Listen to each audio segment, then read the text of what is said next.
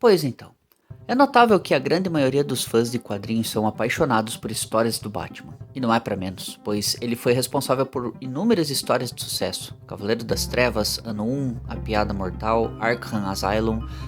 Isso são apenas alguns exemplos de algumas das mais famosas histórias do personagem que marcou uma geração de fãs. Porém, existe algo de muito ruim nisso, sim, porque por conta de todo esse sucesso quase não temos histórias dos outros personagens. Flash, Mulher Maravilha, Aquaman, Lanterna Verde acabaram sendo ofuscados pela sombra do morcegão. Mas, afinal, onde está o real problema disso? Na DC Comics, que só sabe investir nas histórias do Batman focando apenas no retorno financeiro, ou dos autores e desenhistas que têm o Batman como uma espécie de muleta de apoio para conseguir encontrar nele uma oportunidade de reconhecimento ou voltar a reacender a sua imagem nessa área? Mas antes de menos, não se esqueça de deixar o seu like e se inscrever no canal para apoiar o trabalho deste morcegão, pois é de graça e você não paga imposto por isso. Aliás, me siga também no meu perfil do Instagram. Link aí no bolso. Para muita gente, o Batman é símbolo de representatividade, de coragem, inteligência, independência, autonomia. É literalmente um exemplo a ser seguido. E não, eu não estou aqui para desmerecer os seus feitos nas histórias, mas o que eu quero problematizar e me aprofundar com vocês é bem o fato de ele ser praticamente a DC Comics toda. E isso não é de agora. O Batman é o personagem responsável por mais de 80% das vendas das histórias da DC. Junto com o Homem-Aranha da Marvel, todos os anos eles disputam para ver quem sempre vende mais do que o outro. E isso gera um grande problema, pois com a quantidade de personagens que a DC tem, estamos carentes de histórias de outros personagens que podem oferecer coisas muito mais legais e interessantes. Mas precisamos perguntar algo para nós mesmos. Será que também não foi a gente quem criou esse monstro? Claro que nem sempre foi assim, pois antes do Batman também tínhamos o Superman, e mesmo o Homem de Aço com sua popularidade e o seu sucesso, ainda assim tinha espaço para os demais heróis em sua época. O sucesso dos filmes e de obras como séries de televisão ajudam a divulgar o personagem, e com o Batman não foi diferente. Pois além dos filmes, nos anos 90 também tivemos a série animada do Paul Dini, que na minha opinião é 1000 vezes melhor do que a série animada dos X-Men, além também de uma expansão maior no universo dos filmes do personagem com o filme Batman Eternamente, Batman e Robin, e nos anos 2000 tivemos a trilogia de Christopher Nolan, tornando-se um marco das histórias de adaptações dos quadrinhos de super-heróis. Claro que também podemos apontar aqui que o Batman é uma figura de inspiração e superação, pois o jovem Bruce Wayne precisou aprender a amadurecer desde cedo e a superar os seus traumas e medos para se tornar alguém de valor e respeito, dando continuidade nos negócios do seu pai, junto apenas de Alfred, e é exatamente isso o que acaba acontecendo conosco muitas vezes em nossa vida, tendo que assumir responsabilidades desde cedo por não termos quem seja por nós em uma situação de dificuldade. Esses aspectos citados anteriormente ajudam a fortalecer ainda mais os argumentos de figura de exemplo que o Batman representa, sem contar que ele também é o personagem que tem a capacidade de desmantelar a Liga da Justiça inteira sozinho se ele quiser.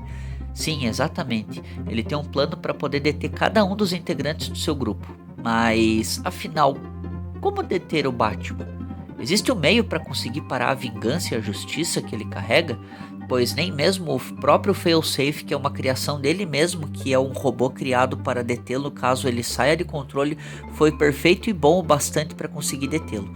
E onde também, em um dos seus maiores feitos, ele conseguiu surpreender e enganar um dos maiores vilões da DC Comics, o Darkseid. A verdade é que além de ele ser o personagem mais importante do universo DC, é também um baita de um inconveniente e metido a besta. Tá, essa daqui a gente pode colocar a culpa no pessoal das capas, né? Porque quando foi anunciado a obra Doomsday Clock aqui no Brasil, que foi a história que acabou unindo o universo DC ao universo de Watchmen, houve uma expectativa enorme com essa obra, pois foi a história que mostrou o embate entre Superman e Dr. Manhattan, dois deuses se enfrentando, e com isso tivemos a última capa do último volume que fecha essa história, que na minha opinião foi sim uma história muito boa e que seria perfeita para uma edição de volume único. Essa última capa diz tudo e traduz perfeitamente o que foi o volume final e o fechamento dessa história. Porém, a dona Panini aqui no Brasil decidiu, porque sim, colocar o Batman na capa do quadrinho quando lançaram a edição completa. E por quê? Simples, porque Batman vende e Superman não. E sim, eu sou muito indignado com essa decisão da editora aqui no Brasil, que até hoje eu tô esperando por uma reimpressão com essa capa que realmente condiz com a história e faz com todo sentido, e não essa merda. A verdade é que o Batman está quase sendo a mesma coisa que um personagem de videogame aí, que já virou muleta por falta de criatividade de jogos novos também, e que vocês sabem muito bem de quem eu estou falando. Sim, aquele que te pegou atrás do armário. A verdade é que o que eu busco com esse vídeo, além de, claro, expor a minha opinião sobre o personagem, é dizer que você pode continuar gostando do Batman.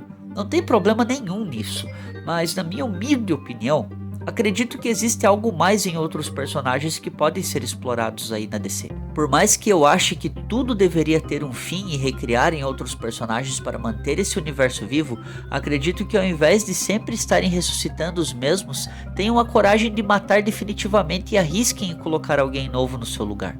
Um grande exemplo disso foi o Capitão Marvel, que morreu definitivamente no universo Marvel e de uma forma muito épica. Diferente do que foi também com o velho Logan, apesar de tudo, que foi um personagem que também morreu definitivamente, mas não teve assim um final tão merecido quanto ele realmente mereceu ter.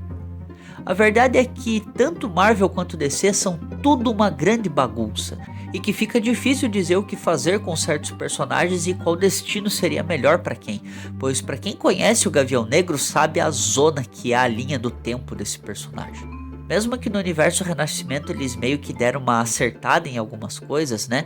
Cada tentativa de se desenvolver uma explicação para algum evento ou continuação, ou mesmo o que vem a seguir, se torna muitas vezes um desafio quase que impossível de se saber o que realmente funcionará dali para frente. Tá aí a zona que foi em crise final, que se perdeu dentro dela própria e com tanta coisa sem ser resolvida até hoje. Por isso que em alguns casos eu prefiro mais os mangás do que histórias em quadrinhos ou de outros personagens. E sem desmerecer o seu personagem favorito, ou a sua opinião, ou qual é o melhor, se é DC ou é Marvel. As coisas mudam e nem sempre a gente está pronto para continuar em certos caminhos, pois eles às vezes são mais cansativos do que prazerosos, e para mim, o Batman foi isso. Um personagem que saturou com tantas histórias e ideias repetitivas que sempre vão se resumir em ser um exemplo de ser o melhor naquilo que faz, menos nas mãos de quem o escreve. E para vocês entenderem bem o que eu quero dizer, é só lembrar o que aconteceu com o universo Noite de Trevas Metal e Batman Metal. Além de não servir para nada, apenas jogou no lixo o que o Grant Morrison conseguiu organizar com a obra Multiverso, onde ele trouxe os principais conceitos sobre como esses multiversos coexistem entre si e não se chocam entre suas realidades paralelas, explicando conceitos de outros personagens de suas determinadas terras desses outros mundos. Aí, né? Tinha que ser Snyder. Scott Snyder usa o metal enésimo como uma justificativa para criar conceitos multiversais em cima disso e dar origem a outras identidades sombrias do Batman, e com isso dando vida ao Batman que ri. Sinceramente, desnecessário, porém tem gente que gosta. Que tempos são esses que estamos vivendo? Esse mundo tá mudado. Enfim, né? Outros tempos. E antes que alguém venha me criticar dizendo que eu ofendi o seu herói favorito, sua inspiração, que te motiva a ser alguém melhor, lembre-se, acima de qualquer coisa, gente, isso é só a minha opinião e nada mais além disso. Isso não deve mudar o seu afeto por um personagem. E claro que tem muitas histórias boas do Batman, até demais, e acredito que em um futuro próximo ele possa acabar até mesmo virando um selo próprio de suas histórias, assim como foi com o Tex, o Conan e também com o Hellboy. Mas e você? Acha que deu de história do Batman também? Deixe nos comentários a sua opinião, quais as suas histórias favoritas, se vocês também acham que o Bruce Wayne precisa de uma década sabática para descansar e deixar o restante com a Liga por um tempo. Eu acho que eles dão conta, né? Mas falem sobre outros assuntos, sobre outros temas, o que vocês quiserem, mas como eu sempre digo, sempre com respeito e educação.